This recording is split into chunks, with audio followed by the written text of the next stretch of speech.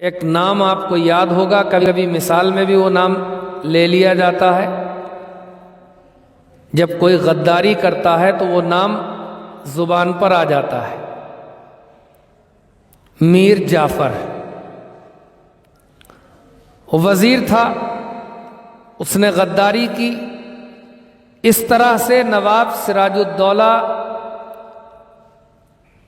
کی فوج ہار گئی اور نواب صاحب کو شہید کر دیا گیا،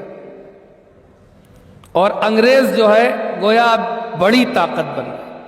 اور انہوں نے دھیرے دھیرے اس ملک کے نظام کو جو ہے اپنی لپیٹ میں لیا، یہاں تک کہ 1857 میں جو پہلی جنگ آزادی ہوئی، جسے انگریزوں نے غدر کا نام دیا،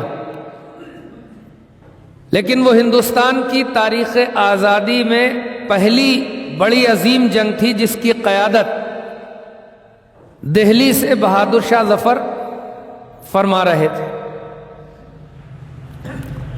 اور اس کے بعد آپ نے ان کی تاریخ میں پڑھا ہوگا کہ بہادر شاہ ظفر کو گرفتار کیا گیا، ان کو رنگون بھیج دیا گیا، اور دونوں شہزادے بیدار بخت اور جہاندار بخت، ان دونوں کے سر کاٹ کر کے انگریزوں نے بہادر شاہ ظفر کے سامنے لا کر کے پیش کر دیے کہ یہ آپ کا ناشتہ ہے۔ اس دور میں ہمارے لوگوں نے، ہمارے بزرگوں نے، نوابین نے، امیروں نے، ذمہ داروں نے انگریزوں سے دو محاذ پر لڑائی جاری رکھی، ایک تو ملک کو آزاد کرانے کی،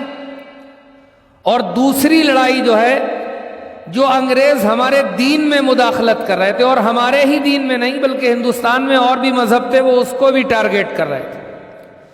لیکن ہم نے کہا کہ خاص نشانہ مسلمان تھے، تو اس لیے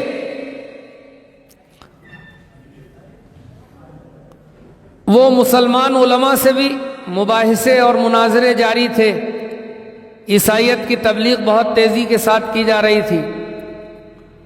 1857 میں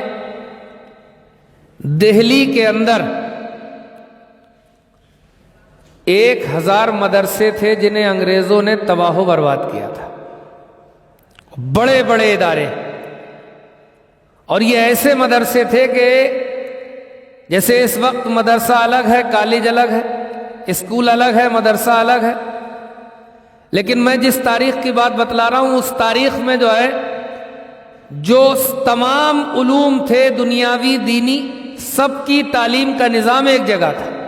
اور دہلی اس کا مرکز تھا۔ پھر جب یہ بربادی انگریزوں کی طرف سے جو ہے تباہ و بربادی کی گئی، تو پھر ایک وقت ایسا آیا کہ دہلی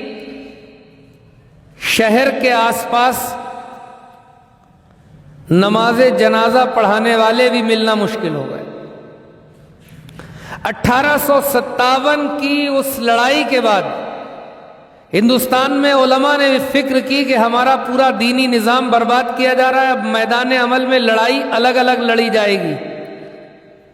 تو 1866 میں ایک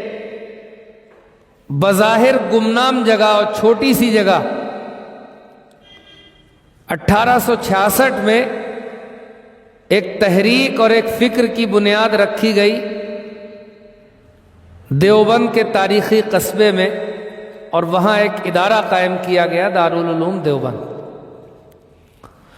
جس ادارے میں تاریخ کی معلومات کے مطابق اس ادارے نے ہندوستان میں جو ہے اسلامی تہذیب و تمدن کی بقا میں اور مسلمانوں کو جو ہے اسلامی عقائد سے وابستہ رکھنے میں ایسا کردار ادا کیا کہ پوری دنیا جو ہے ان کی خدمات کو اور ان کے کارناموں کو تسلیم کرتی ہے، اور وہ آج بھی اپنے روشن کارناموں کی وجہ سے ہندوستان کے مسلمانوں کے لیے جہاں دھڑکتے ہوئے دل کی حیثیت رکھتا ہے، وہیں ہمارے دشمنوں کی نگاہ میں جو ہے وہ خار کی طرح چبھتا ہے۔